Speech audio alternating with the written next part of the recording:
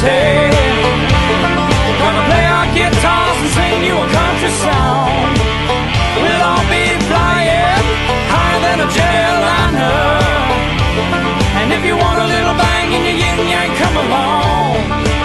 Good hump day on this Halloween, October 31st, 2018. Welcome into Indiana Sports Beat with Jim Coyle. Thanks a lot for taking us along wherever you're going, whatever you may be doing. Justin Keelan high atop the crew chief's box with his mask on. That's right. Oh, no, that's just Justin. Yeah. Hope you're having a great day and a great start to the Halloween. Scary, right? Day? Yeah. We should have wore our costumes in, but apparently TJ said he's wearing a costume. I would have if we had the Facebook Live going yet, but no one can see me but you. And I had to stop this morning. So I didn't, but there'll be plenty others. But I was out about last night and saw quite a few, some good ones, up at Bubba's no less. But let's get to the headlines before we get too deep. All right, here are your headlines for this Halloween, October 31st. Brought to you by Billy Joe's Gas and Food Mart, located on Highway 150 in Floyd's Knobs. The NFL trade deadline is come and gone. A couple big names on the move. Lions Golden Tate traded to the Eagles, and Demaryius Thomas to the Texans were a couple, among others. DJ Durkin reinstated as coach of Maryland football, and the first college football playoff rankings come out last night. Top four includes Bama, Clemson, LSU, and Notre Dame. Michigan and Georgia were the first teams out. Those are your headlines, brought to you by Billy Joe's Gas and Food Mart, located on Highway 150 in Floyd's Knobs. Well, love the music. I thought that was what was the show? X-Files? Yeah, was that what that was? Yeah, yep. Okay, I was waiting for the next line there, but had to switch it up for headlines. Yeah, good one. But how about DJ Durkin? That I'm not gonna lie, that shocked me that he's being reinstated. What about you? Oh yeah, I mean, whether it was a toxic culture under Durkin or not, you had a player die. You had a player die under your watch. Just because that happened doesn't wipe me out. I mean, that wipes it would depend on the situation. I think that they must have gone back and I'm assuming they it's been a long time. This has been going on for a minute, so they've gone over a lot of details of which we're not privy to. But usually when you get that far in, he's been away from the program for what, 2 months? Yeah. A minimum, if not a little longer. But so that's got to be a little odd. And then, we thought that the Maryland coming in with Matt Canada was going to be a big storyline. Well, that kind of dulls that a little bit with the former Indiana coach, Matt Canada, who was interim head coach for the Terrapins. Does that mean anything? This whole thing, does this mean anything for the Indiana-Maryland game? No, zero. Unless it's any kind of a distraction for Maryland, which I don't know that it would be. If anything else, I don't think that there's any kind of a distraction. I bet you that he does not. He tries to make it as seamless as possible. But I'm sure that he's been in contact with Coach Canada the whole time through that. But no, not in that regard. I don't, and not in my opinion. I just don't see that. Hit us up on the text line today. Let us know what you think about that or anything else. Questions, 502-414-1450. On the program today, Matt Weaver from Peegs.com. We're going to talk a little bit of football. Then Dan Egierski from WREF down in southwest Indiana. If you live down in Evansville area, you're very, very familiar with that name. But he'll be on the call for the Southern Indiana at Indiana game in Bloomington tomorrow. So we'll get a little understanding of the next opponent as they come up with Dan Egierski. So looking forward to that. Hoosiers have that game tomorrow, like I said. Yesterday was the open practice for the students. That had to be quite an atmosphere. Oh, I'd say so. Especially coming on the heels of the information leaking out of, slowly over the course of a few days of what went on Sunday in Bankers Life Fieldhouse between the Hoosiers and the Ramblers of Loyola Chicago. want to know where all the information's coming from that game. Well, I know where my information came from. Was it somebody at the game? How's everybody finding this out is my question. Everyone has sources. Friends that are involved. Things like that. I mean, I don't want to say I can't say a whole lot. To be honest with you. I mean, what do you want, a name? Yeah, now I want a name. I want everything you know. Yeah. Ain't happening. Joker texts in the show, like you said, 502-414-1450 if you want to text in as well. Said, with Durkin reinstated, bring a Hoosier home for offensive coordinator in Matt Canada. You know, that has got to be. Now, if Maryland were to come in and beat Indiana because of an offensive performance, that would be probably a drum being banged loudly. We'll talk about that with Matt Weaver today, just to get his opinion. But I, as a matter of fact, I brought that up to someone yesterday when we were talking, or whenever we had Mitchell and those guys on. That would certainly create a little chatter if Matt Canada comes in as offensive coordinator and is successful in Bloomington. The college football playoff rankings were released last night. First ones, Ohio State makes it into the top 10. Kentucky, number 9. Shocking. Notre Dame is up there at number 4. Of course, Alabama, Clemson, LSU, which LSU is going to have to play Alabama, so that'll kind of take care of itself.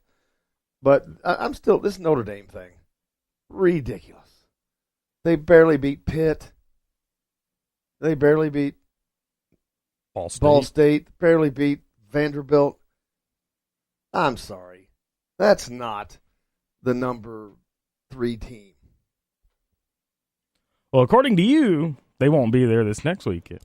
According to our bet, we'll find out. Michigan is a 37% chance of making the playoff, while Notre Dame is listed as 65. Right. And maybe because of their schedule. Michigan's got to play Ohio State. Have they played Penn State yet? That's this weekend. That's the game I called. Oh, yeah, that's right. So they got to play Penn State. Yeah. Then they have to play Ohio State. Granted, then you got to play the Big Ten championship. Granted, they got Penn State at home, so. Oh, Ohio State's on the road?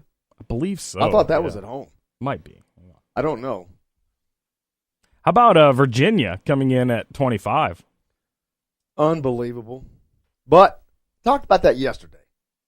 What does that say about Virginia? What have they done over the course of the week since we saw them? Exactly what football teams are supposed to do, and that's get better. Bing. Give the man a cookie. He rang the bell. That's exactly right. You're dead on. Just like Florida International, why they were receiving poll points. Is Indiana receiving poll points? Huh, they're receiving CPR. If they're lucky. Yeah. Might be getting left to die. But that's that. But, yeah, it is what it is, man. It is what it is. But basketball is certainly here. I'll be in Bloomington today, meeting with Archie Miller and a couple players. We'll have that for you tomorrow and Friday here on the program. So make sure you stay tuned. But meeting with Archie and those guys today as they head into their first public exhibition tomorrow. I think it's 7 o'clock at Simon Scott Assembly Hall. That place, I'm pretty sure it's going to be jazzed. Yeah. And then regular season starts, what, Tuesday? 6th? Yeah. Well, Chicago State or something like that? We're here. We're in it. It started, baby. Yeah, it done got here finally. Everybody's been counting it down for 30 days, and good Lord, I'll be glad to see that. That's like the political commercials. I'll be glad to see that go. Every day, somebody posting 29 more days. Really? Come on. What's going on with you in your world? 502-414-1450 is the text line. Hit us up. You got a question today from Matt Weaver or Dan Egierski from Southern Indiana. Let us know, or just whatever you're thinking about. Comments on the world, what's going on out there. There's plenty of it that's happening. What's going on in your world? It's a Halloween Wednesday here on Indiana Sports Beat. Should have done something ghoulish. I don't know what that would have been, though. Should have at least brought in candy. You know, I don't think I'm expecting any trick-or-treaters this morning or today. Did any come last night? No, but I live in the country. Yeah, but it's not. I've never had a Yeah, but it's not really country. Really? You've never had one? What do you mean it's not really country? You can't see anything out there. It is country, but it's not like as country as it can get. You at least have neighbors. Well, yeah, there's people within a proximity, but so I figured there's 2 kids that live next door, but and they know old Jim ain't got candy. No, it's not. These houses are spread out, man. Yeah. You got to go to a neighborhood. They pack up and go to neighborhoods, subdivisions. That's what everybody does now. More candy to be had. Oh, it's a lot easier access. Your target audience is right there, man. It's like you just turn around and walk to the next one. I remember that as a kid. Oh man, yeah, that was awesome. The best houses were always the old guys that would give you full candy bars. Like, yes. Loved it. Oh, that was just like, what? Get out! You're like, whoa. That, and you got a hat. You always had to hide the Kit Kats from my mom. You'd go home, and I'd wake up the next day, and I'm like, where's all my Kit Kats? They gone. Sorry, little Jimmy. Bye, Felicia. They gone. Midnight snack. Big news for Romeo Langford. You missed that. All-American. No, I did see that. Romeo Langford listed as a preseason All-American. 3rd team on most services that I saw. Freshman Romeo Langford was named a preseason All-American by 3 news outlets, ESPN.com, CBSSports.com. Both put him on their 3rd team, while WatchStadium.com, which I've never heard of, made him a 4th team choice. Well, why didn't we just create an All-American team? We should. Because it looks like everybody else in the world has one. We should. WatchStadium.com. Never heard of it. He's the first Hoosier to earn preseason All-American honors since Thomas Bryant 2 years ago in 2016. So that's a pretty nice little deal there. Carson Edwards picked his player of the year. And I know he had some good games last year. I'm just not seeing this. Not that he's not a good player. I don't think that he's in any way, stretch, shape, or form the best player in college basketball. I think it's probably going to hinge on, and everybody's picking him as a popular pick for player of the year. I think likely because what he's going to have to do for Purdue. He's going to put up big numbers just because he's asked to put up big numbers. They lost a lot of people last year. So he's going to have to step up his role, and if he puts up bigger numbers than he did last year, then it might be justified. Did you stay at a Holiday Inn Express last night? Because you're making sense. That's 2 things you've said today that I'm on it. Woke up Halloween, man. Woke up early. You're on it. If you listen to the show a lot, you know I give him grief, man, because he's usually not. But, man, today, come on. My man, killing it. Yeah, you're on. Exactly. And the thing is, I don't think Purdue's going to be that good. No. Everybody is picking Purdue for this and that. I'm like, dude, this ain't last year. They lost a lot. They got less. Matt Harms and Carson Edwards.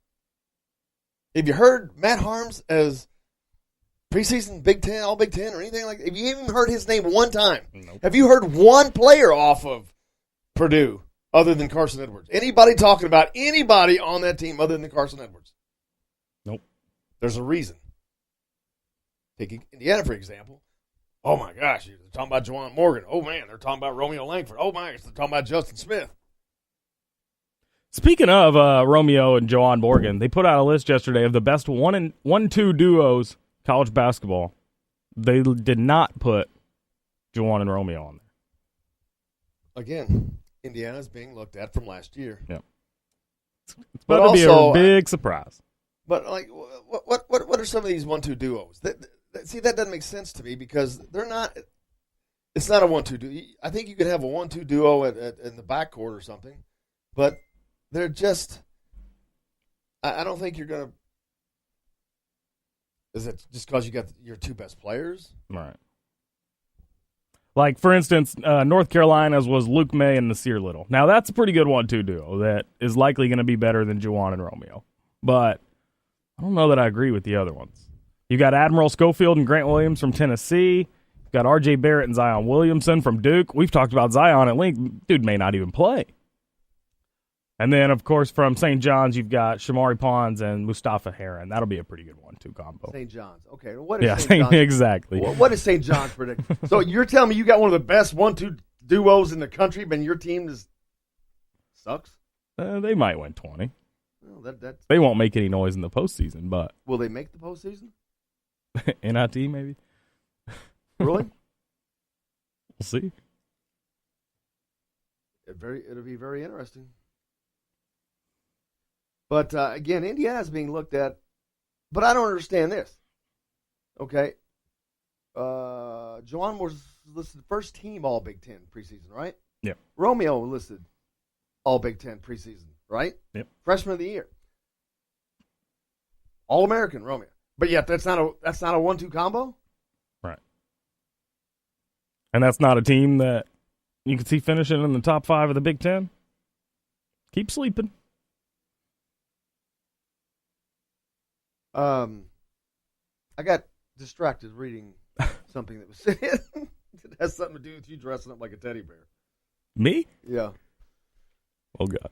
Oh, we'll get to that. We got to take a quick break here on Indiana Sports Beat. Coming back with a lot more on the program today. Matt Weaver from Peegs.com. Dan Egierski. He'll be on the call for the Southern Indiana University game in Bloomington tomorrow night. We'll talk to him, get an update on the Southern Indiana squad. All that and a lot more coming back here on Indiana Sports Beat with Jim Coyle right after this. They do the mash.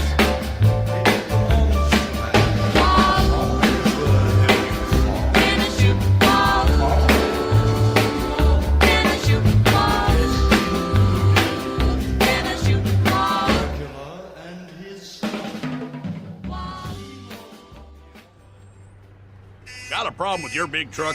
Kentuckiana's Premier Truck Center is here to help. For over 30 years, truck drivers and fleet operators have depended on their great service center off I-65 in Clarksville. And now you can get the same level of service, repairs, and part selection that's been offered for generations and save on bridge tolls with their new location on the Outer Loop in South Louisville. They're an authorized Mack, Volvo, and Hino dealer and service center, but they service all makes and models of trucks. Kentuckiana's Premier Truck Center. If you're a homeowner and have storm damage to your roof, you want a hometown contractor you can count on and trust. Brooks Roofing of New Albany has been doing quality work since 2006. Check out their work for yourself at brooksroofingin.com. No job is too big or too small, commercial or residential. Brooks Roofing is probably working in your neighborhood right now. Visit brooksroofingin.com or call 812-868-ROOF. That's 812-868-ROOF. Brooks Roofing, the protection you need when nature strikes. Today's guest is brought to you by Kentuckiana's Premier Truck Center, located 5 miles north of downtown Louisville, just off of I-65 at Veterans Parkway in Clarksville. Welcome back to Indiana Sports Beat here on this Tuesday, October 30th, day before Halloween. Justin Kalen, high top, the crew chief's box. That's right. Got Mitchell Page co-hosting. Hello. And joined by Mike Schumann from the Daily Hoosier. Gentlemen, how's it going? Pretty good, brother. Michael, I don't want to spend a lot of time on football because we've been beating that dead horse. But Yeah. you wrote a great article. I reposted, and, man, there's been a lot of discussion over it. If you didn't read it, make sure you do. thedailyhoosier.com. Complete free content for IU. But it's, we've been talking about that for a while, and it's like it's finally come to a head. And it's the elephant in the room, and you can't not acknowledge it now. Yeah, and I think it's especially interesting to talk about with Mitchell because he's lived through it. I mean, it's and I know he doesn't have the benefit of know in the article we're talking about. So just for context, I mean, coming out of a little bit of frustration after Friday night's game, just, part of it was just, that was a game that I think, the team and fans alike expected Indiana to come out and really play well and come out with a win to get this season turned around. And I know, Mitchell, from your perspective, those are probably the hardest games to swallow when you feel like you're going into it thinking you're the better team and you should come out with a win, and for whatever reason, in a game like Friday night they just came out flat. And so part of what we were talking about in the story is there's at this point there's just no excuse for that kind of performance. I know you guys think about it a little bit different, but that was part of it, is just the disappointment coming out of a loss like that. Yeah, I think you can make excuses for it, but I agree with you. There's no real legitimate excuse. That was watching the game on Friday night. I was sitting with Ricky Jones and Andre Booker, two former receivers, and it just that was as disappointing of a game. Definitely, I don't remember a time during my years that was more disappointing than that one, and definitely not since I've been gone. It just, the way they came out and just weren't aggressive, they didn't attack at all. It was really, really disappointing as a player, fan, IU guy. Just it was so disappointing to watch. And I agree with you. There's no excuse for it in Week 9. I just think it's going to be interesting to see if and what changes are made and when. Indiana's not someone who does things very quickly. As a rule, so I don't expect anything to change before season's end. But worst case scenario is I don't see any way possible that Mike DeBoring survives this season. He has got to be retired and put out to pasture. There's no way around it. I don't mean that to be mean or anything else. It's just a fact. It's time.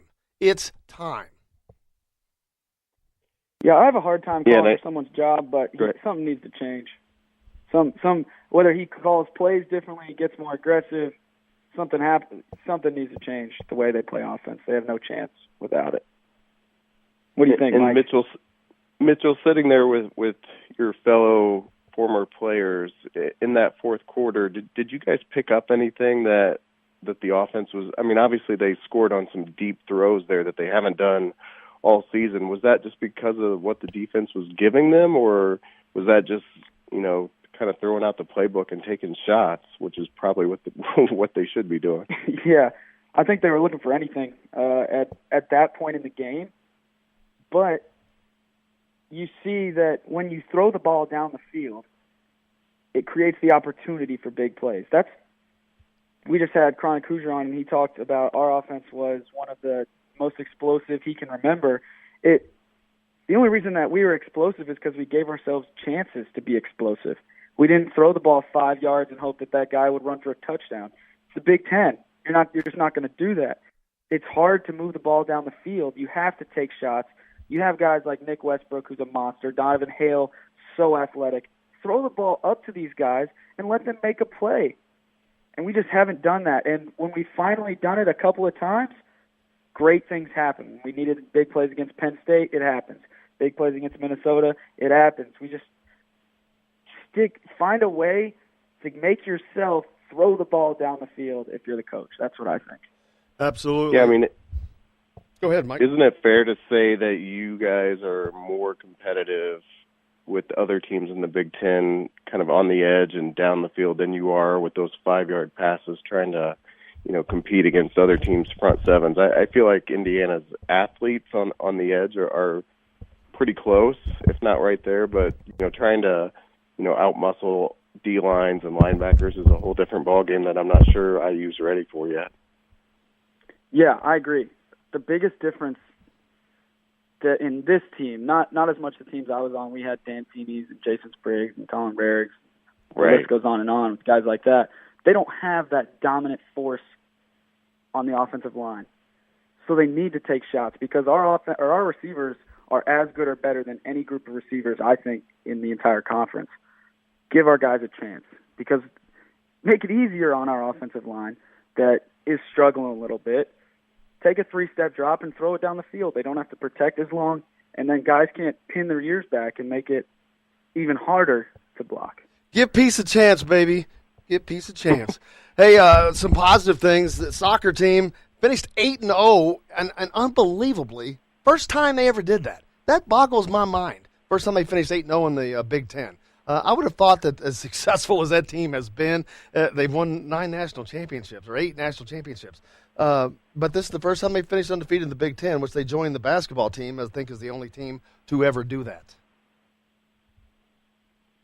Yeah. I'm just going to jump in real quick. Soccer's my favorite sport, and that just shows how hard winning in soccer is. It's just one little play, one counterattack can change the whole game, in a game that there's not that many goals scored. So it's a serious accomplishment to finish undefeated, and the way that program's rolling, I think another national championship isn't out of the question at all.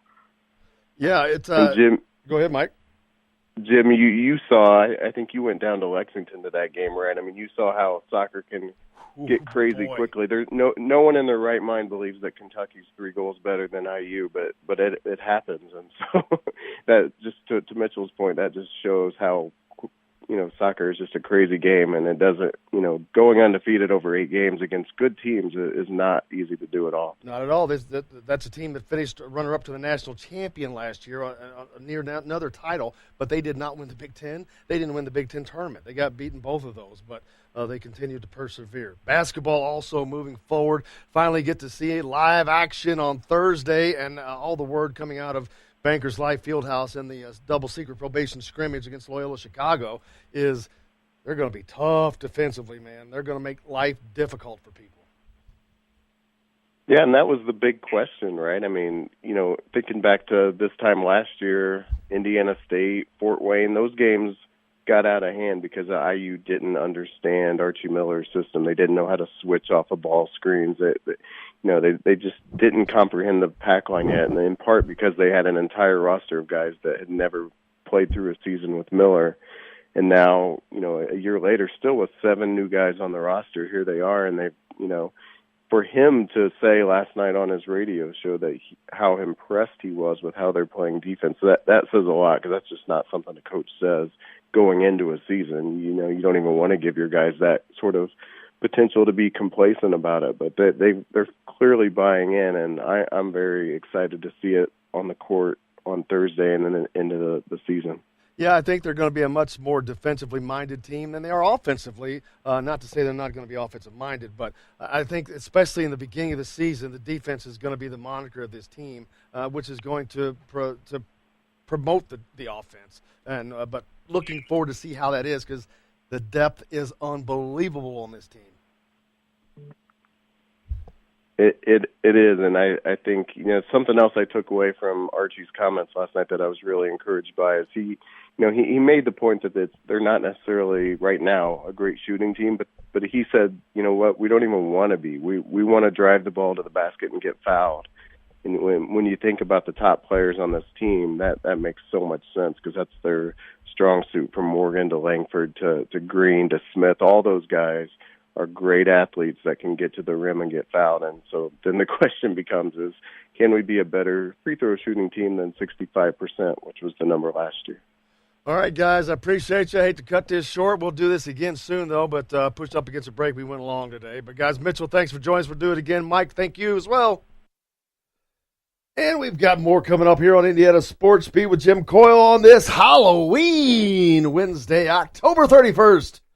We'll talk about it with Matt Weaver, Peegs.com, little football. Also, Dan Egierski, man on the call for the Southern Indiana basketball game tomorrow night, will be along as well. All that and more coming up here on Indiana Sports Beat right after this. Mr. Purple People Eater, what's your line? He said it's eating purple people and a short is fine. But that's not the reason that I came to land. I want to get a job in a rock and roll band. Well, this was old rock and roll, flying purple people eater, pigeon-toed undergrowth, flying purple people eater. Wear short shorts. Flying purple people eater sure looks strange to me. And then he swung from the tree. This is Jim Coyle. When I'm not on the road covering the Hoosiers, you can find me at Bubba's 33 on the northeast side of I-65 at Veterans Parkway in Clarksville. Bring the team in for that post-win meal in the family dining area or just meet friends for happy hour. Bubba's has bold burgers, hand-tossed pizzas, mouth-watering wings, and a list of select local craft brewers for the coldest beer in town. Bubba's 33 in Clarksville. Burgers, pizza, beer. This hour of Indiana Sports Beat is brought to you by Kentucky Inez Premier Truck Center. With locations in Louisville and Clarksville, sales or service, they've got you covered. Kentucky Inez Premier Truck Center.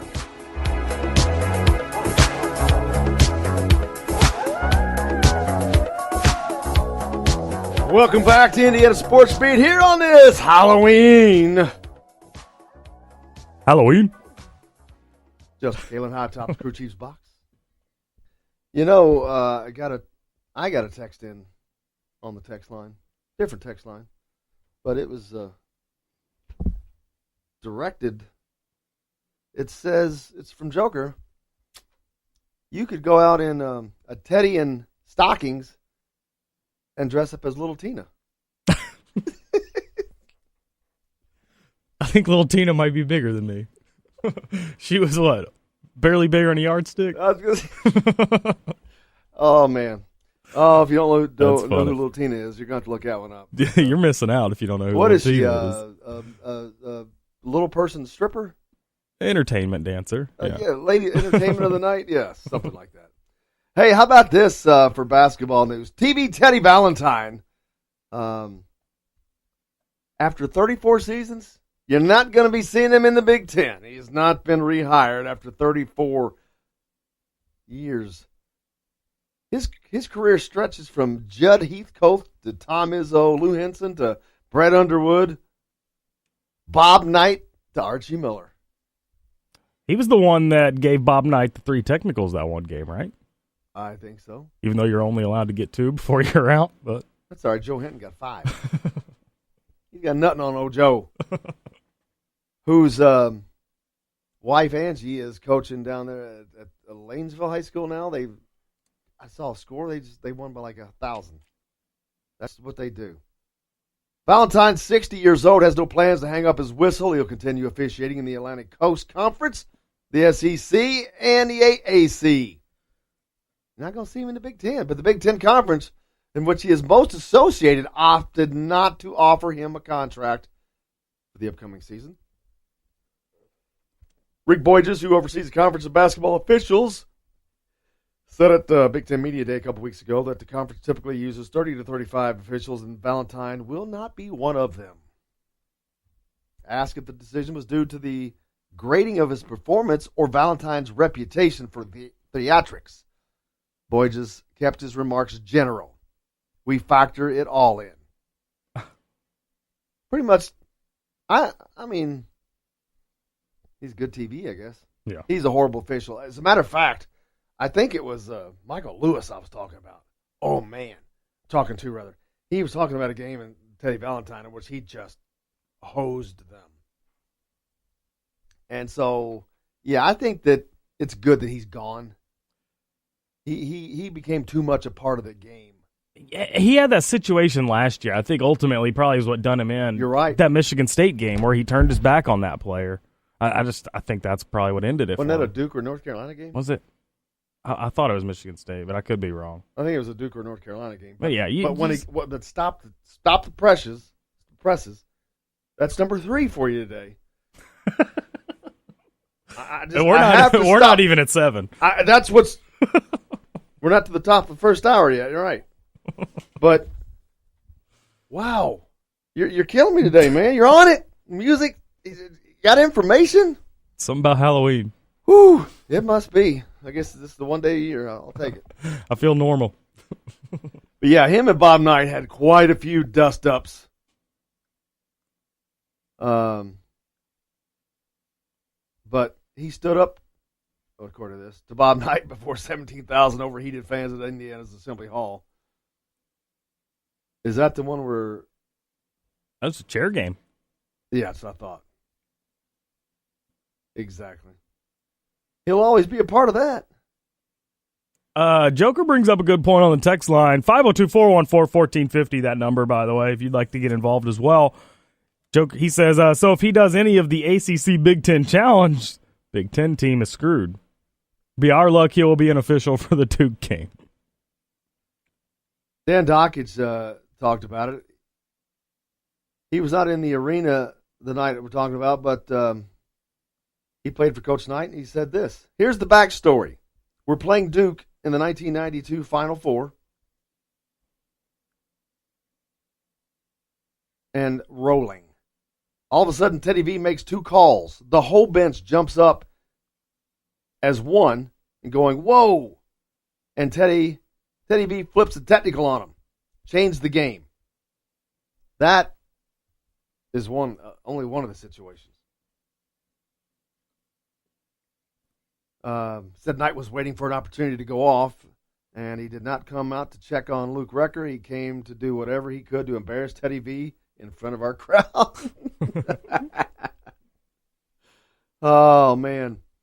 Dockage has been highly critical of Valentine at times after Valentine charged at Mick Cronin going nose-to-nose with the Cincinnati coach in 2014. Dockage said on ESPN, Valentine is lucky he didn't get punched right there. Valentine has always been an antagonistic and has always talked trash to players. Dockage this week took a broader perspective, though, calling Valentine a good guy and a really good ref. My, how that changed. Dan Dockage does that. He states all these ridiculous opinions about people, and you know he why? always retracts them. You know why? Because he changed his entire how he was looking at it. He was looking at it from as a coach or fan prior, then from a media perspective with a broader brush. I don't know. I just don't have time for Teddy Valentine. His theatrics on the court are just too much for me. Well, you don't have to worry about it now. Not in the Big Ten. I love it. The SEC, they can have him down there in Rupp Arena. They'll get that'll be fun. Well, and I'm hoping he's not like one of the head guys in the ACC or the SEC, because it'd be a real shame if I turn on North Carolina Duke one night on ESPN and there's Teddy Valentine calling the game right in the middle of it, like he always is. So we'll see. Guess who was visiting the Louisville basketball team yesterday? Who's that? My man Bill Murray. You know, his son is an assistant coach for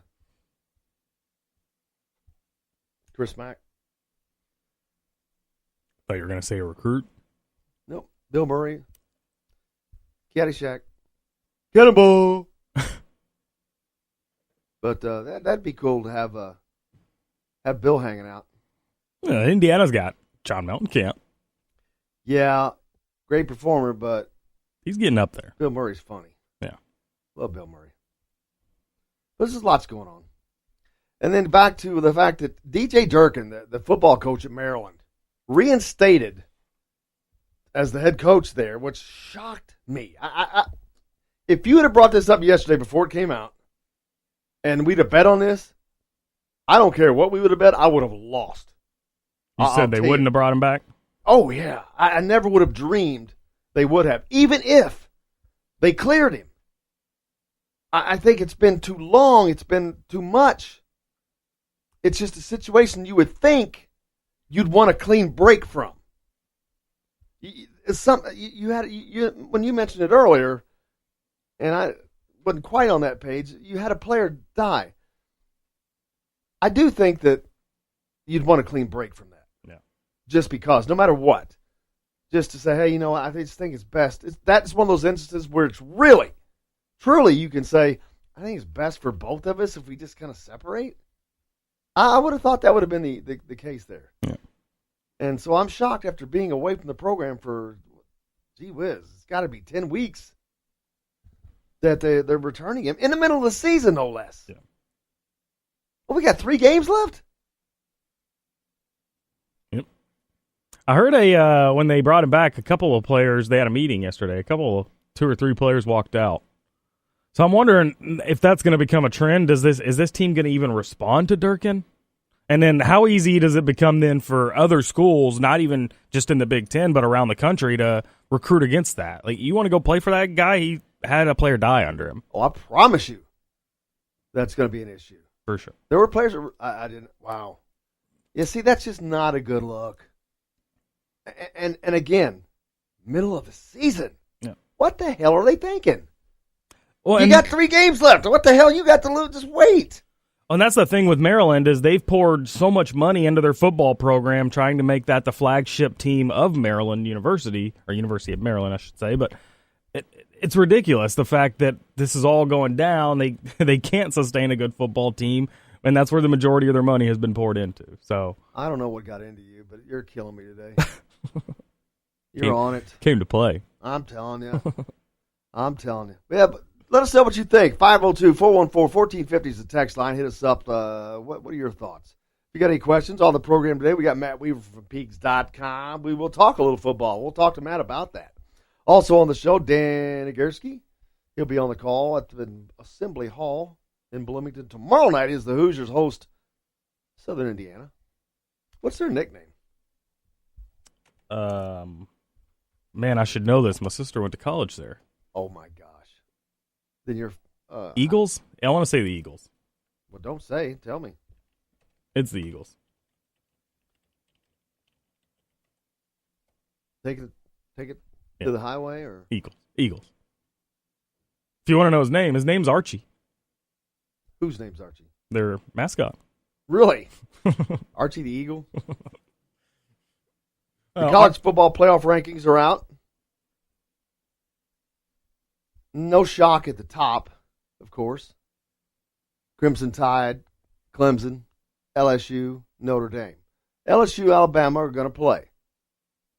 That'll probably take care of LSU or Alabama.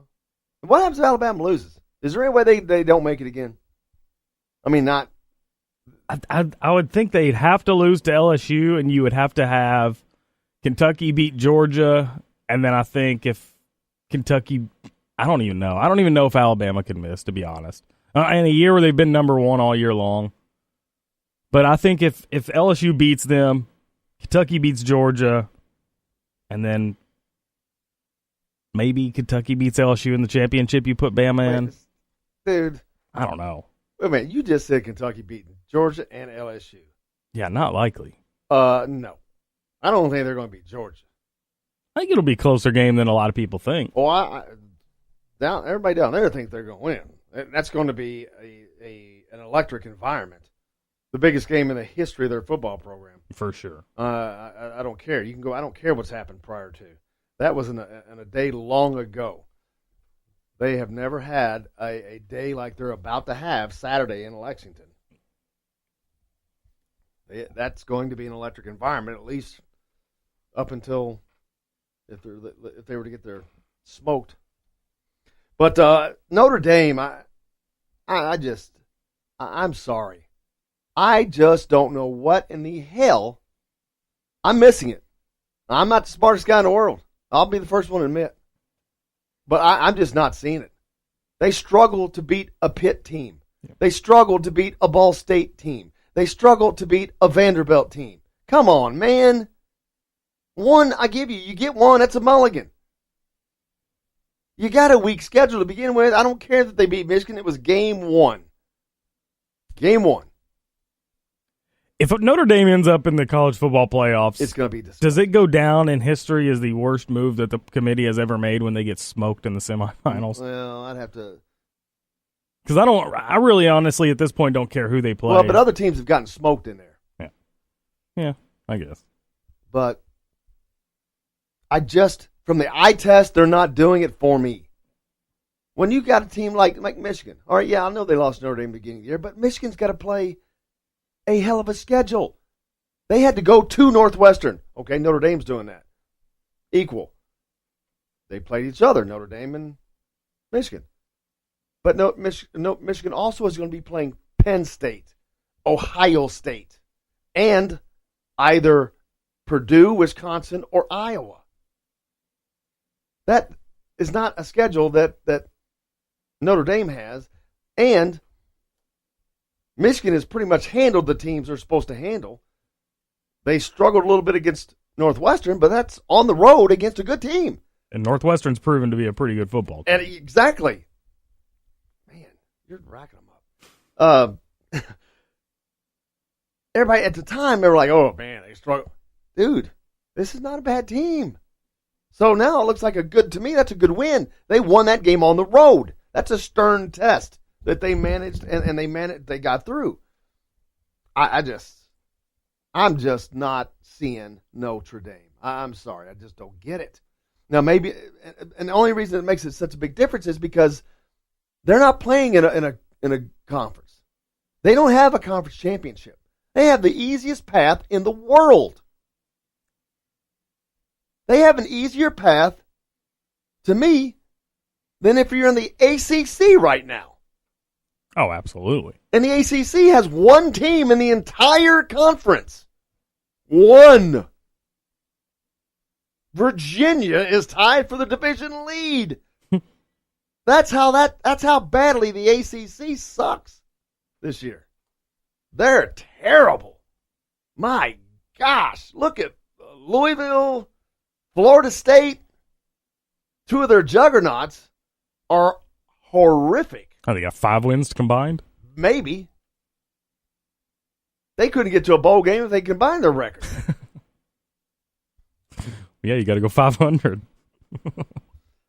Hit us up on the text line. Let us know what you think today. 502-414-1450. We've got Matt Weaver from Peegs.com coming up. We're going to talk some football. Also, Dan Egierski. He'll be on the call up in Bloomington tomorrow night as the Hoosiers host the Southern Indiana Screaming Eagles. I just made that part up. They may be screaming when they leave. JR texts into the show, said, don't you think the IU students will have creative ways to work Durkin during the game? The honest answer is, I hope the students are there. Right. They've done a hell of a job this year. They were there, like I've talked about it, the first game, the rain game against Virginia, no less. I think yeah. Dude, they were there an hour and a half before. They stayed there, and then. But as each game has gone along, and I noticed this particularly with the game against, was it Penn State? I guess. Yeah. Halftime, students gone. Not all of them, but a chunk of them. Before it was not like that.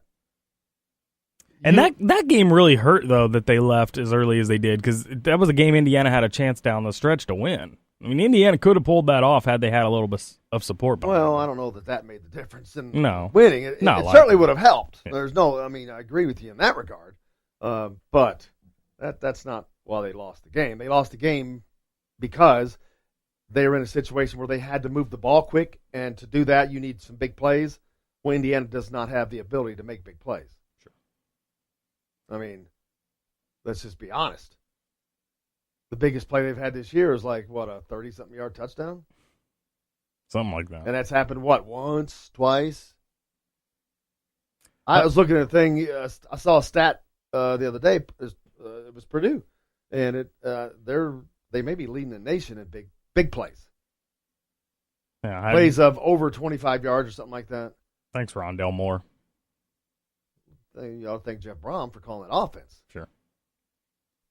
And then Joker texts in the show as well and says, great, Maryland comes to IU in a funk. IU blasts them, looks good doing it, and gets all the fans back to Cloud 9, only to go get blasted by Michigan and PU for another letdown.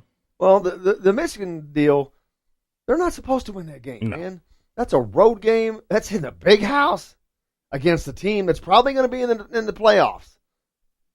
No one expects. Bet you a Bubba's Pizza. What? That's a joke. I'm just kidding. Just don't die. Just don't go get killed. Yeah. They're not going to win. That's okay. Purdue, that's a different story. That's going to be a fun game, I think. Well, if they beat Michigan. What about if they beat Maryland? Well, I'm saying if they beat Maryland and what did I say, Michigan? Yeah, I meant Maryland. If they beat Maryland, and so they go into that Purdue game with another bowl hope on the line for the second consecutive year, it's going to be a pressure-packed situation. We got to take a break. We've got a lot more coming up here on the program. It's a Halloween Wednesday on Indiana Sports Beat with Jim Coyle. We got Matt Weaver from Peegs.com coming up, but also Dan Egierski He's on the call tomorrow night for the Hoosiers against Southern Indiana. All that and more coming up on Indiana Sports Beat right after this. Spiders in my hair. This is Halloween. This is Halloween. Halloween. Halloween. Halloween. Halloween. In this town we call home. Everyone hail to the pumpkin song. In this town, don't we love it now? Everybody's waiting for it. If you want to get your day off to a good start, then stop at Billy Joe's Gas and Food Mart on Highway 150 in Floyd's Knobs. While you're filling your gas tank, you could fill your own tank with a hot breakfast or try one of Billy Joe's daily lunch special. Billy Joe's Gas and Food Mart opens at 5 a.m. and everything is made fresh daily. And if you bring your own mug, coffee is only 50 cents. And Billy Joe's also has free air. The best place to start your day is at Billy Joe's Gas and Food Mart on Highway 150 in Floyd's Knobs. This hour of Indiana Sports Beat is brought to you by Brooks Roofing. Brooks Roofing is an Indiana contractor with over a decade of service. Find Brooks Roofing at brooksroofingin.com. They're probably working in your neighborhood right now. Something strange in your neighborhood. Welcome back to Indiana Sports Beat here on this Halloween day. Justin Kalen high up on his broom flying around. That's even better than what we discussed during break. I'm telling you, it just came to me. So, before we get too deep, let's get to the headlines with Justin here on Indiana Sports Beat. All right, here are your headlines for this Halloween on your October 31st, brought to you by Billy Joe's Gas and Food Mart, located on Highway 150 in Floyd's Knobs. The NFL trade deadline has come and gone. A couple of big names on the move, as Lions' Golden Tate traded to the Eagles and Demaryius Thomas from the Broncos traded to the Texans, a couple of the trades among others. DJ Durkin reinstated as coach of Maryland football, and the first college football playoff rankings came out last night. Top four includes Bama, Clemson, LSU, and Notre Dame, Michigan, and Georgia listed as the first teams out. Those are your headlines for this October 31st, brought to you by Billy Joe's Gas and Food Mart, located on Highway 150 in Floyd's Knobs. Absolutely. Welcome back to Indiana Sports Beat with Jim Coyle here on this Halloween. Matt Weaver on the program today from Peegs.com. We'll talk a little football. We'll talk about DJ Durkin and that Maryland situation. I'm shocked. I've got to be honest with you. I didn't think there was any way in the world he would have been coming back. Yeah. But he is. So we'll talk about that. Also, Dan Egierski from WREF in Southwest Indiana in the Evansville market. If you guys are listening down there. He'll be on the call for the Hoosiers tomorrow night in Assembly Hall as they take on. No, he's not. He's on the call for Southern Indiana, on their side, rather. Make sure I'm clear about that. Yep. Don Fisher will be taking care of the duties for the Hoosiers, as always. A couple texts in the show as Kevin texts in and says, Jerome Hunter, latest gold jersey winner. Saw that. Great. We didn't cover that yet. Nope, great point. Who was that? Jerome. Kevin texted that. Thanks a lot, Kevin. Yeah, I saw that yesterday. The gold jersey, if you're not familiar with, that's awarded to, I guess, basically the hardest worker in practice for the week. Yeah, they keep a bunch of stats during practice, whether it be deflections, made buckets, what have you, and they add those up at the end of the week, and that's how they determine their gold jersey winner. Jerome Hunter, one of the talented freshmen for the Hoosiers this season. That's the way to get noticed, man. Yeah. Because fighting for minutes. That's another thing that's going to make this team so good, and we haven't talked about that. Indiana is so deep that the talent, the competition in practice every day has got to be brutal. Yeah. I mean, man, these guys got to be going at each other. So what do you think Loyola felt like? It was like a bunch of caged lions getting cut loose for the first time. This want to eat, just devour. Yeah. It's because that's what it kind of sounds like they did in that game. Oops. Looking forward to actually seeing them. Not going to get to see Race Thompson and Devontae Green, unfortunately. They're dealing with some nagging injuries and nothing of substance that I believe. But it's not worth this time of year. You just got to wait till they're fully healed. Yeah. Or you end up with a situation last year, if you recall, Colin Hartman. I think it was a groin injury he suffered early on, and it was a nagging deal for a while. And he ended up kind of flaming out last year. Was not able to really help this team at all. As a matter of fact, he was expected to be the 3-point shooter on that team. Yep. And didn't come to fruition. They just didn't have one last year. They were devoid of talent, which was weird. Well, and that's the situation with Hartman. Colin Hartman had to come back and be that guy, whereas Devontae Green and Race Thompson don't. They're not needed until they're 100% healthy. Like you said. Yeah, next man up. Yeah. So, but are you surprised at all with Jerome Hunter getting the gold jersey? Because I know you don't feel this way, but Jerome Hunter is my X factor for Indiana this year. If he comes out and has a great season, Indiana is going to be a great team. He's a great player, man. I mean, yours has all along been Evan Fitzner is the X factor.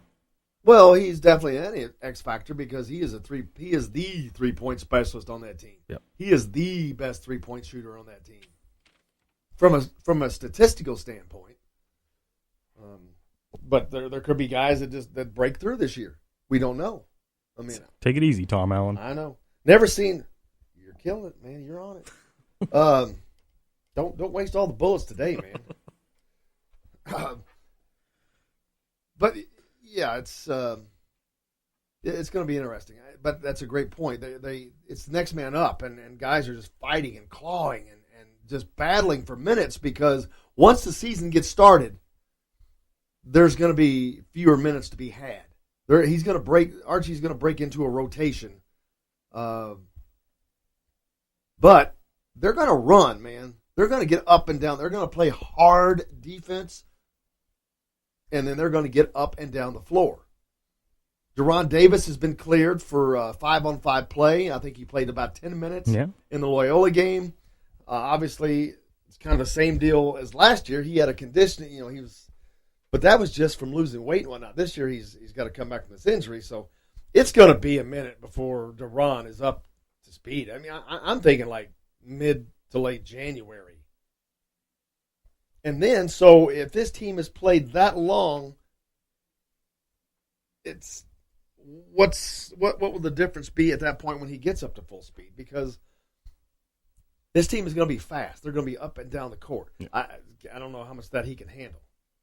None right now. Oh, no. I mean, no, that's not true. Well, a little bit. But even when he's at full speed, I'm like, not only can he handle it, is he going to be quick enough? Because they're going to be getting after it. Yeah, and you look at all the other big men that Indiana has, the guys like Justin Smith, Juwan Morgan, even Clifton Moore, and Evan Fitzner, if you want to throw him in as well. All those guys are slender. They're going to get up the field or up the court in a hurry. So, yeah, I mean, I don't think you're wrong in saying that and being a little bit worried about Deron Davis when he does get back to full health and starts running with this team. Is he going to be able to hang? Well, we'll find out, but that's not a problem. The good thing is, if this were last year's team, his replacement was Freddie McSwain. Yeah. And Freddie's great dude, but he was a tweener. Deron Davis is 6'10". He's a beast in the middle. He handled Marvin Bagley III. And with ease. Freddie is, again, great and a hard-working competitor, but he's 6'7", maybe. That's a big difference. Different type player. Deron could really control the middle. So this year, though, without having that, plugging that gap is not a problem. Again, next man up.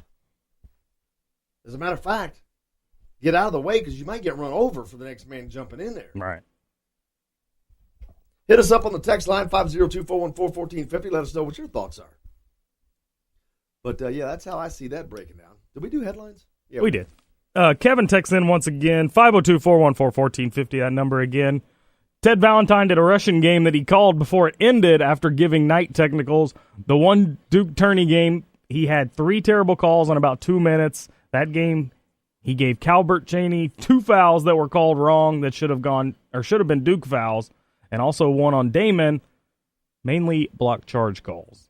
Which, yeah, Ted Valentine was always shaky when it came to block charge calls.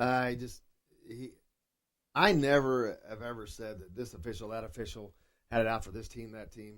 Oh, I don't think there's any doubt he did not care for Indiana. That's probably because Knight made it so easy to hate him. Yes. Get that. But I don't know that it changed after Knight left. Maybe it did, maybe it didn't. he just, who knows? But he's gone. Yeah, no worries about him anymore. He gone. No longer in the Big Ten. Teddy Valentine, contract not renewed after 34 seasons of officiating in the Big Ten, but he will still be officiating in the ACC and the SEC. So good luck for you guys having him down there. Lucky them. Yeah, I hope you get all that you want. But the Hoosiers coming up tomorrow night. They'll take on Southern Indiana in their first public exhibition. Get to see them. I truly believe Simon Scott Assembly Hall is going to be unbelievably electric. I know it's just Southern Indiana. I know it's an exhibition game, but the fans are ready, and especially I think part of that, well, mostly it's because of basketball. The expectations are so high, and those expectations have not waned since this double secret probation scrimmage last Sunday against the Ramblers from Loyola Chicago, as the information leaked out on Indiana was kind of dominant. Did you see the halftime score? I did not, no. 36-15. Oh, wow. That's a healthy lead. How much can you actually read into that, though? I think you can lead a little. With all the stuff we heard leading up to the game, and the fact that coaches can do this, they could stop play, set up this defense and offense. But I'm not sure how that actually happened. Right, yeah, and then I don't really. The more I read, it seemed like it was played more like a game. Yeah.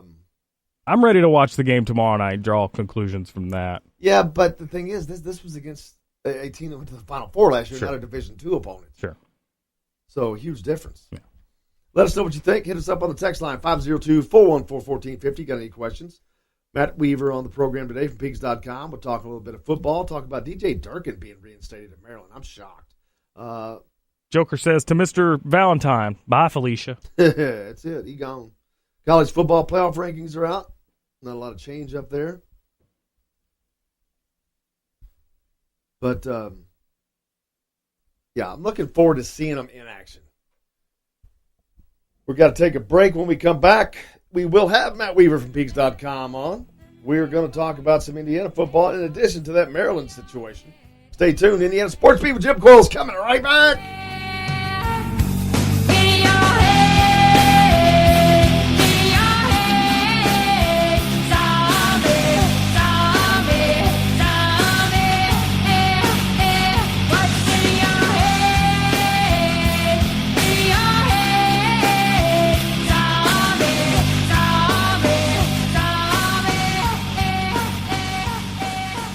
We all want a winning smile for those championship photos, and that's exactly what you will get at Reynolds Family Dentistry in Sellersburg. Reynolds Family Dentistry has been serving the dental needs of Hoosier families for over 30 years. Let Doctors Roger and Jay Reynolds take care of your family. Just off of I-65 at 809 South Indiana Avenue in Sellersburg. Call 812-246-3368. That's Reynolds Family Dentistry, 812-246-3368. Today's guest is brought to you by Brooks Roofing, the protection you need when Mother Nature strikes. BrooksRoofingIN.com.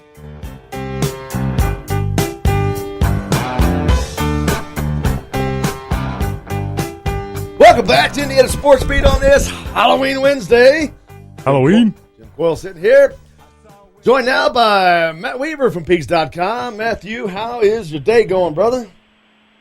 That's going okay. How are you guys? We're here, man. Happy Halloween. I hope you got your mask on. Well, unfortunately, I've always got my mask on. So. Yeah, us too. Don't worry. I'm right there with you, brother. Before we talk about the Hoosiers in Maryland, Maryland, shocked. I got to tell you, me personally, I was shocked that they reinstated DJ Durkin as the head coach. Not because I think that he did something wrong or anything other than simply, there's no way that I have seen an opportunity or a time where I think that old saying, hey, I think just for both of us, it's just best to separate. I've never seen a situation more in that than this was, and they're bringing him back. Yeah, and it's really hard to put into words him coming back. I'm like you. I'm shocked, and you know the national media. There's been some pretty good stories out there. It's just, I mean, I've seen words used like disgusting and inexplainable. for their decision. And really, to me, if you read between the lines, it seems like this decision was made because of money. They don't want to pay him. I was going to say. They if they fire him, they're probably going to have to pay him, and if they try not to, he's probably going to sue, and it's just going to get. So it's almost it kind of. So basically, it's almost like you put a price tag on that young man's life who passed away during that workout or after that workout. And if I was their family, I would be livid, and I think they are. I mean, I saw an interview with them, and it's going to be interesting because I think somebody's getting their pantsuit off by the McNair family, and quite honestly, that's probably what should happen because what I don't know how much at fault he was, but the bottom line is it was his program, his people working for him that pushed that kid past his limit, and you don't want to say killed him, but basically they were responsible for his death. And as the head of the program, it falls at your feet. And the straight coach got $315,000. So he doesn't have a job, but he got paid to go away, and nobody else is losing their job. So it's to me, it's just a really messed up situation. I mean, Maryland, quite honestly, looks awful. Then you wonder what is going to happen with that team. It sounds like there's a faction of players that are not pleased about this. What happens? They got a big game this weekend with Michigan State coming to town. They need one more win for bowl eligibility, and so it's really kind of an unfortunate situation, obviously. Well, absolutely. I mean, I don't know how recruiting has got to take a hit. Their public image has got to take a hit. That even if this is about money, that public image hit that they're in the process of taking right now has got to be equal to what they would have had to have paid him to go away, because this, to me, is going to slam them. And what I think is going to end up happening, I think they're going to end up having to let him go because it's going to be so awful that they're going to make one of those idiotic decisions that in the end it's going to bite them in the ass twice. Yeah, it's interesting that you mentioned recruiting. What's a lot of times in recruiting, I mean, this is how Indiana does it. I'm sure it's a lot of other schools do it. When you have official visits, you bring guys in. They have a host, basically a player that basically hangs out with them for the entire weekend. Is kind of responsible for them.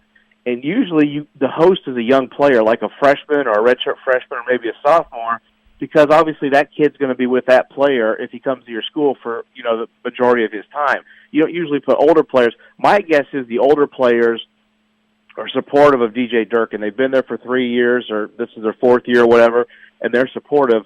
So if it's the young players that are kind of rebelling about against this decision, how do you have them host players when they have official visits? I mean, I know it's a small part of it, but I don't know how you recruit. How do you have those kids tell them what it's like to play for DJ Durkin when they don't want to play for DJ Durkin? It's just, I don't know how they recruit. I mean, their recruiting class, I mean, they've been a good recruiting school since he's been there, and they're 13th, I think, in the 247 ranking. Only Illinois has got a lower class. They're actually below Rutgers. That's how badly they've been recruiting. And I don't know how you recruit. I don't know how he sits in somebody's family room. That's my question right there. Them, you talk about the students when your they're son sitting will be across taken from their care mother of. and the dad. Yeah, your son will be taken care of. How do you look somebody in the eye and say that? I don't know how you could do it. I don't know how you could do it. I mean, it's just I don't know how he recruits, and I don't know. Maryland really was short-sighted with this decision. I mean, if it's about not wanting to pay him whatever his buyout is, it's incredibly disgusting and sickening that they made that choice. I agree. I could not agree more. I don't know that I've ever been more shocked at a post-decision than I am in this one. It just, when I saw that, I still don't even know what to say. I'm just so shocked. I told Justin earlier, I said, we make a lot of silly bets in here on different things and whatnot. But I said, if we had talked about this yesterday, and if we'd have bet, said, hey, what's the odds of him coming back? I said, I would have bet anything you wanted to bet. I would have laid the farm on the line, and I would have lost my ass. But because there was no way, no way did I see any path to him coming back, because there's no way that it can be anything but bad for them. Yeah, and what's amazing is I read, like I said, some stories, and it sounds like basically the president wanted to fire him. The Board of Trustees has no power to fire or hire a football coach, but they basically told the president, if you try to fire him, we're going to fire you. And then basically they were going to go get a president that would allow them to keep the football coach. I've never seen anything like that. I mean, I've never seen anything like that where a Board of Trustees would make that. And it's not like I mean, listen, I'm not saying if his record was different, it would be okay to try to keep him. But it's not like this is Nick Saban. You're trying to salvage. He's 10-15 at Maryland. I mean, it's not like you can't go out and find an equally good coach. And I'm not trying to justify it or anything, but it just doesn't make sense. It doesn't make sense. You could maybe possibly see it if he was the guy that was winning like crazy and competing for like Rose Bowls, but that's not the case. It's a 10-15 coach. It makes no sense to keep him around. And this is similar to a lot of situations now where coaches are getting these contracts that are astronomical when it comes to getting rid of them. I mean, you look at Louisville. Their honeymoon with Bobby Petrino, man, that ship has sailed. But let's say they wanted to get Jeff Brom, which we all know that they do want that. The buyout for Petrino is like $14 million. Well, now you got to add another $4 million, and I can't believe Brahms is only $4 million, but you add another $4 million on there for Brom. And so now you're in $18 million. That's just getting to the point to where you can get a coach to come in. You haven't even signed a new coach, and you haven't paid Petrino on the way out yet for his salaries. And with that, I'm not sure if with Louisville if there's any offset language, which basically means offset language is if you fire Petrino and he gets another job, whatever he makes offsets what you would owe him. So let's say you have $14 million. If you pay that over a portion of so many years, does he get a job that makes, let's say he makes $2 million a year and offsets what you're paying him per year? I don't know if they have that. If they don't, then they did a terrible job because that should always be in the contract, But with that situation, I think with any situation, I think if a school really wants to do it, they a lot of times they could find the money. And I know Louisville's really been paying out a ton of money over the last year or so, getting rid of Tom Jurich, and I know they're getting sued by Patino. They've had to pay some other things. They had to pay to get Chris Mack. So I know, it's not like they're sitting on a war chest of money, but I think if they want it done badly enough, I just can't see Bobby Petrino continuing. That is one terrible football team. Yeah, they're awful. I was at a restaurant down here, Bubba's 33, and we were watching. There was a flood of people coming in while the game was going on that had been at that Louisville game, and they're like, I couldn't watch it anymore. So if you're a Hoosier fan, trust me, there's somebody somewhere that is in a much worse shape than you are. That's a fact. Speaking of the Hoosiers, they're off this week. Maryland is their next opponent.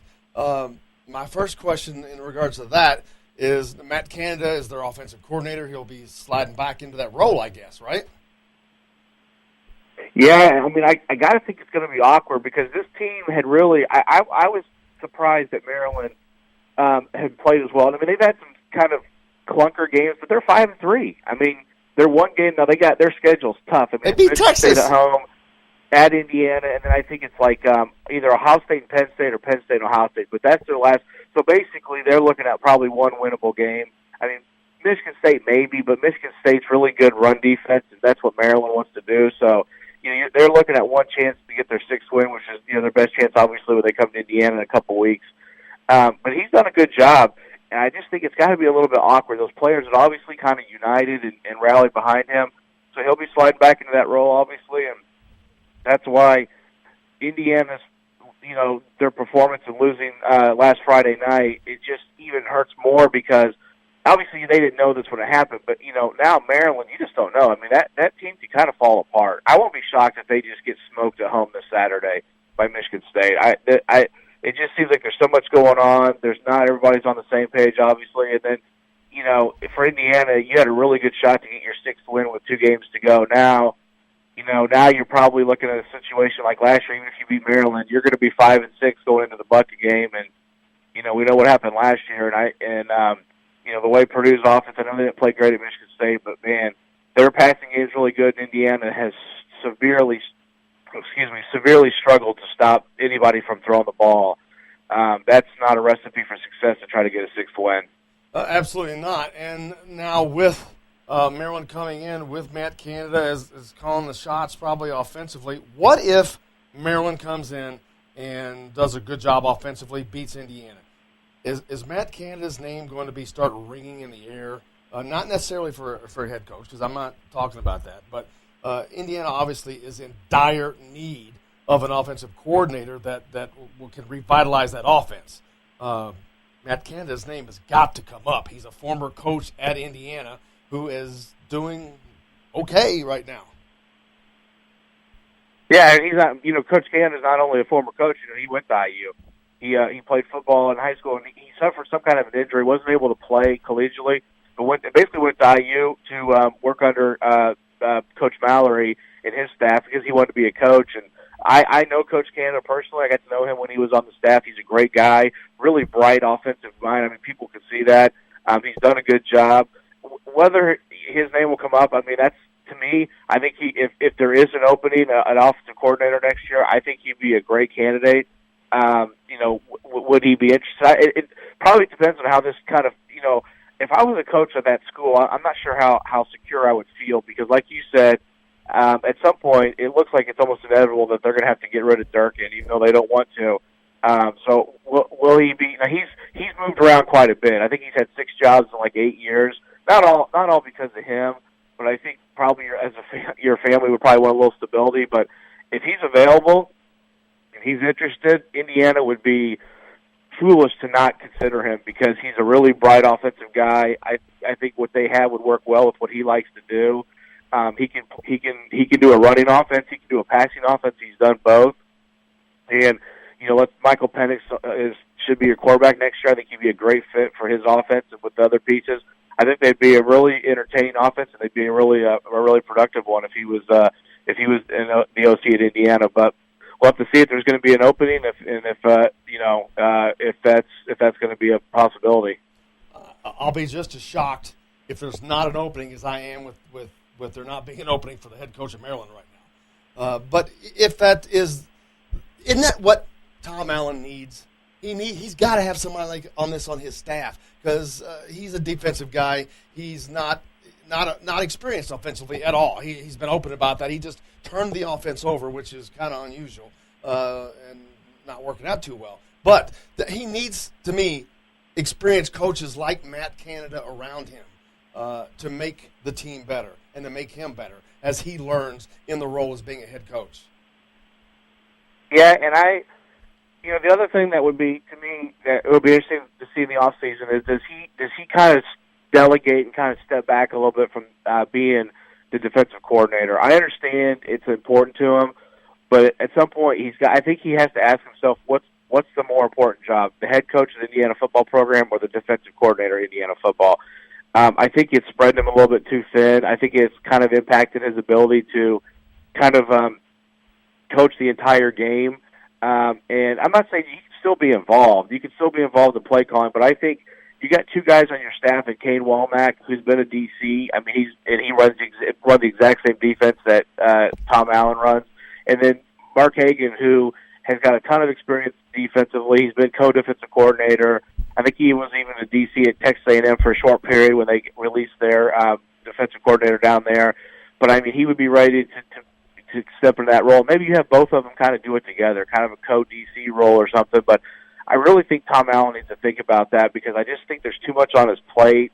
And, he can still be heavily involved in defense, but I'm not sure it's still a great idea for him to be the guy running the show. I think he needs to kind of turn that over and let other people kind of run with it. And he still is involved, but, it's just I think it's too much. I just think even when Kevin Wilson was here, he was kind of the OC, but he delegated a lot to the guys underneath him. Seth Luttrell, then before that Rod Smith, and then Kevin Johns. He was obviously heavily involved in play calling, but it's just too much. There's too many responsibilities for a head coach for you to also try to be a full-time defensive coordinator. I just think it's too much, and I think it's going to be interesting to see if he maybe tries to rearrange the responsibilities for next year. Could not agree more. Matt Weaver from Peegs.com. Appreciate you, brother. Always enjoy talking to you. I hope you have a great day, and look forward to talking next week as we get ready for that Maryland-Indiana game. Okay, thanks, guys. Have a great week. You as well. Matt Weaver from Peegs.com. Check out his content, but I agree with pretty much everything he said. Well, I usually do. Matt's on it. But we've got a lot more coming up here on Indiana Sports Beat after the break. We got Dan Egierski coming up. Stay tuned. We'll be right back. They did the mash. The monster mash. They did the mash. They did the mash.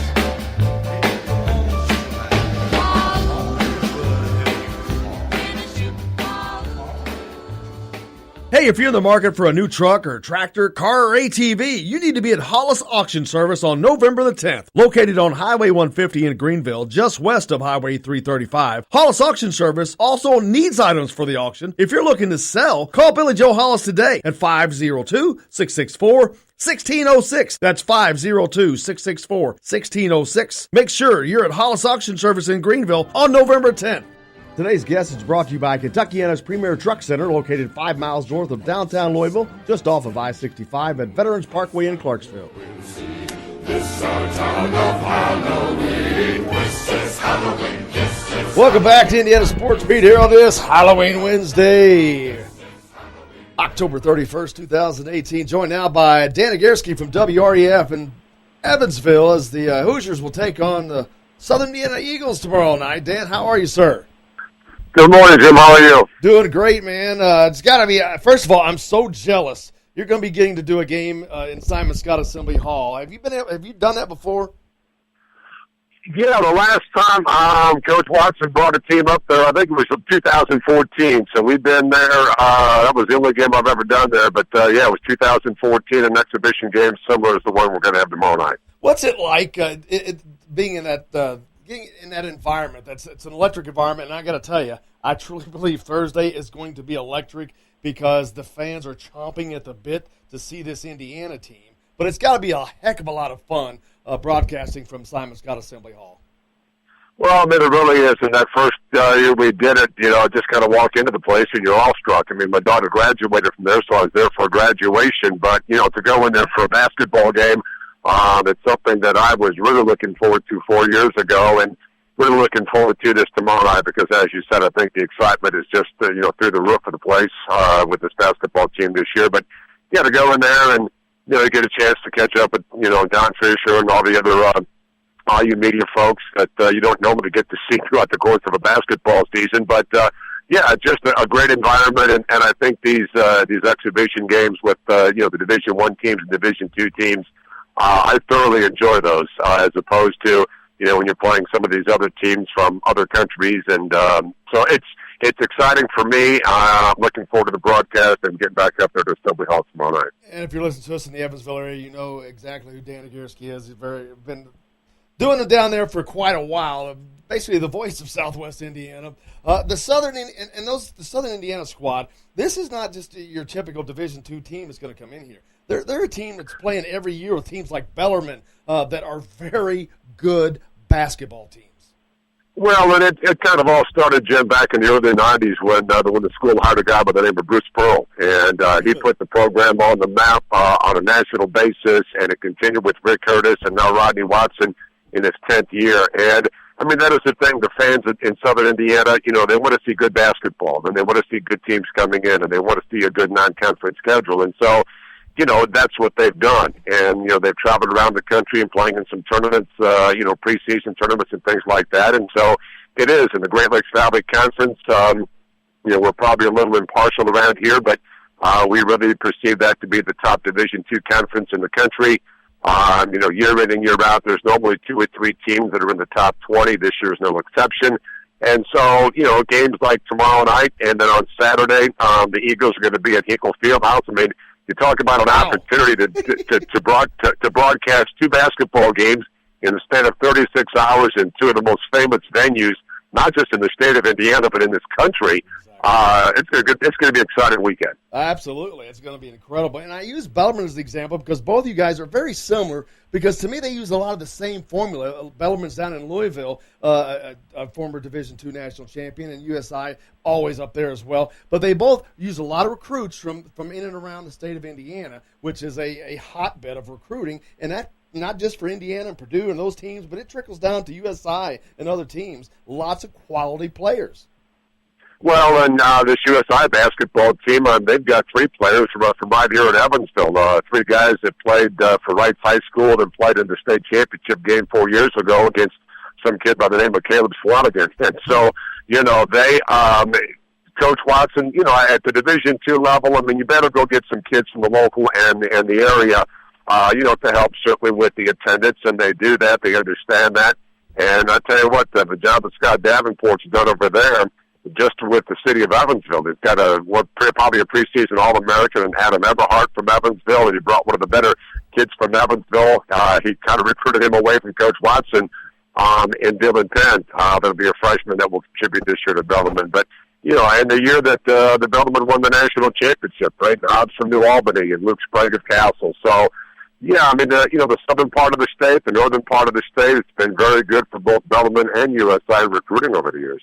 Absolutely, and those guys, they sometimes would not get an opportunity to play at that level, but when you play at a school like USI, you're going to get to go play against Indiana's. You're going to get to go to Hinkle Fieldhouse and do those things, which not only are just fun and cool, but it's a great experience, and it makes them a heck of a lot better basketball squad. Oh, it really does. I mean, their expectations for tomorrow night, let's just go in there and compete. I mean, he's got 9 new players on this year's team. He's got some seniors, guys that have been around the block. So he does have some experience, but he's got some young kids that'll get their first taste of, real college basketball tomorrow night. And, I mean, what better place to go start your college career than against this Indiana team. So, their expectations tomorrow night are go in there, compete, hopefully give Indiana a little bit of a game, and then, learn about themselves because, they go to Hinkle Fieldhouse on Saturday, and then, their season starts next week. So they'll find out an awful lot about themselves in a good way. I think in a positive way with these 2 exhibition games this weekend. Yeah, and we talk about Evansville. That's one of the hotbeds of basketball in the state of Indiana. Always has been. You go back way further than I'm going back right now, but the greats like Calbert Cheney, of course, from Evansville, but it continues today. You got a 5-star in Christian Lander at Wrights High School who's ready to bust out onto the scene to be the next guy. It's always great players coming out of that area. I mean, that is one of the fertile areas of the state of Indiana. Well, and I'm glad you said that, Jim, because like I said, we think that they play some pretty good basketball down here at Evansville, and both the boys and the girls. But yeah, we've got a young man from Castle High School that's going to announce on Friday where he's going to go, and his choices are Clemson and Creighton. So I mean, you're talking AC and DePaul. So I mean, you're talking Big East schools there, and you talk about the Lander kid who took an unofficial visit to Kansas last week, and he's just a sophomore. A young man from Bossy High School right now that's getting recruited by Georgetown. So, we've got some pretty good athletes down here that different parts of the country, Division I basketball players, our coaches are certainly taking notice of, and it's good to see because, like I said, we think that there's some pretty good basketball in the southwest part of the state. I remember I was out at Iowa last year where Indiana was playing them, and I'm going through the roster before the game. And starters, and I look and I see this kid, Jack Nungy, from Newburgh, Indiana. I'm like, what the hell? How'd this dude get out of Southern Indiana, man? And he's down in Iowa. He's a 6'11", sharp-shooting, 3-point specialist.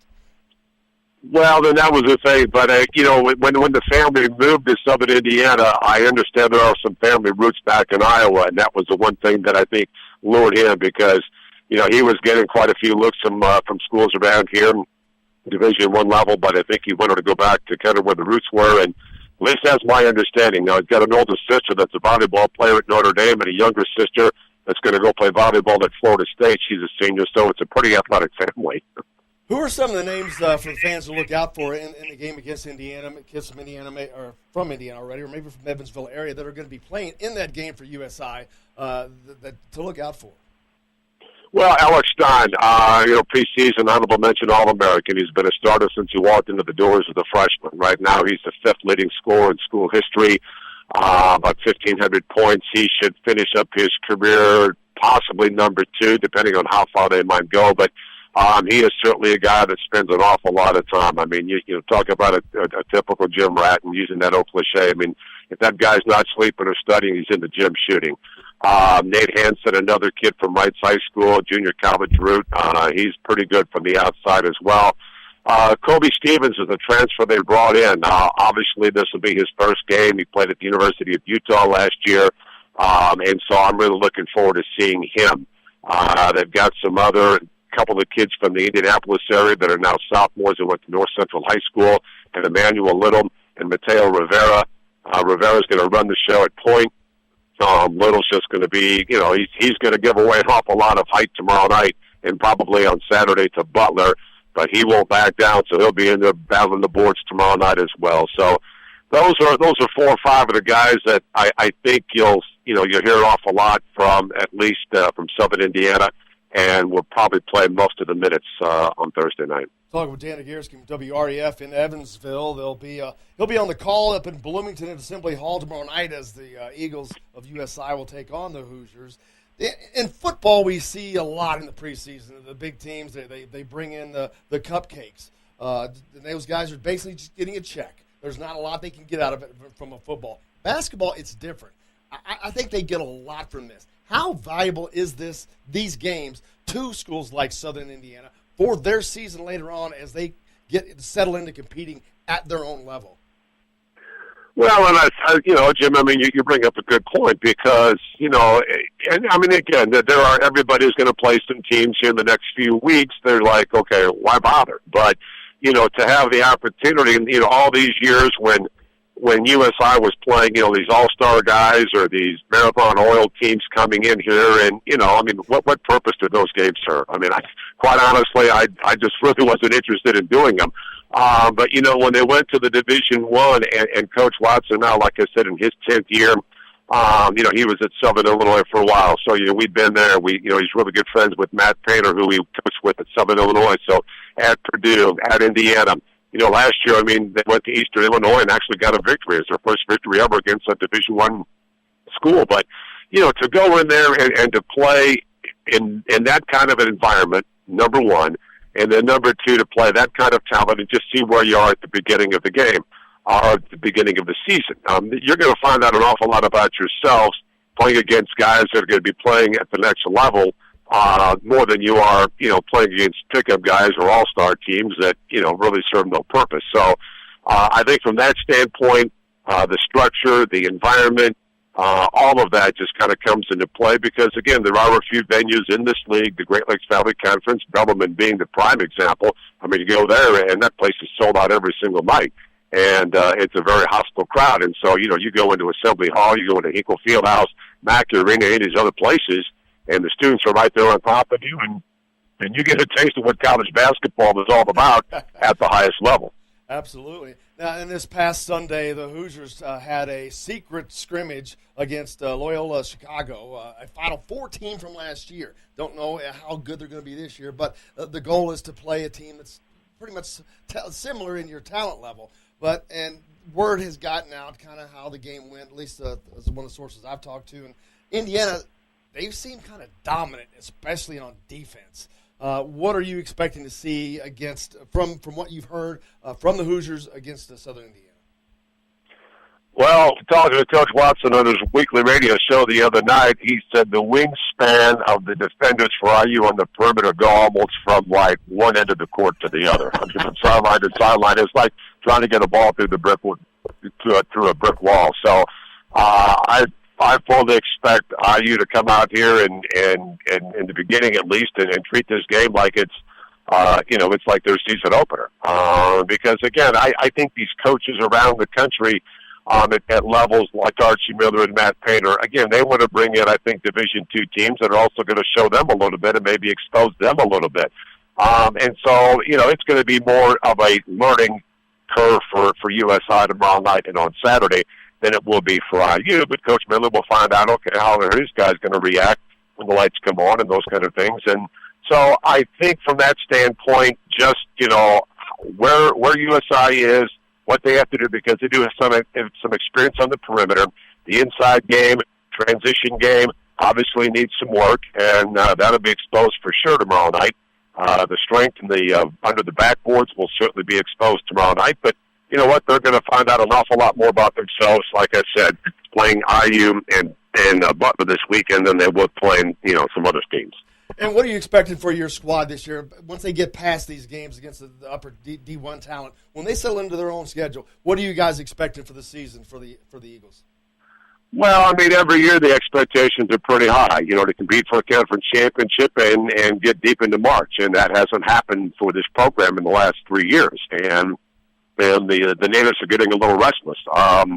So, last year was a team that really was short on depth. I mean, at the end of the season, they were basically with 8 guys, and the other ones were hurt or redshirt. This year, he's got 17 men on the roster. He's going to redshirt a couple of them, but, he's going to have more at his disposal this year with regard to rotation.